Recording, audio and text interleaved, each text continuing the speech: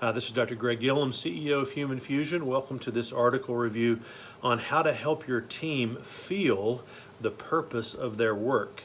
It was in the October 22nd, 2019 issue of Harvard Business Review by Dan Cable. Now, we all know that instilling purpose into our employees is a lot more than lofty speeches and motivational talks and mission statements hanging behind the front door where no one ever sees them, let alone can recite them or even tell you what the context of them are.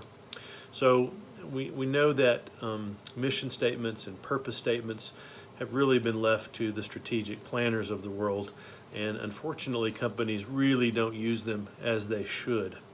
But we know that purpose is also a very key engagement factor, right? If you look at the Q12, one of the 12 most important engagement concepts for employees is the mission or purpose of my company is very important to me.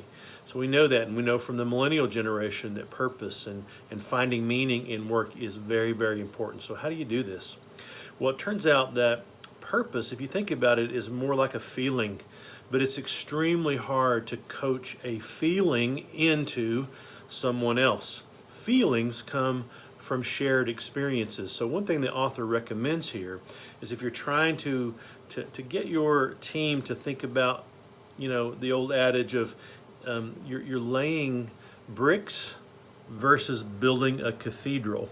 The people who are building cathedrals are much more engaged in their work. They can see the purpose, they can see the overarching goals of the organization, and they're much more engaged than people who simply have a job or are just laying bricks. And so we want to instill this shared meaning into the work. So a couple of ideas here. Number one is to actually bring one of your key customers in to your operation and let them tell your team what, the work that they're doing, how it impacts their business. I mean, that is one of the most important things you could ever do, is bring a key customer in and have them explain that. Now, the converse of that is also true.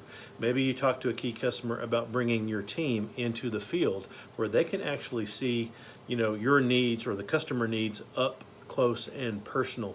And then they have a much better idea of how their individual work contributes to the organizational goals, and then therefore helps customers meet their needs.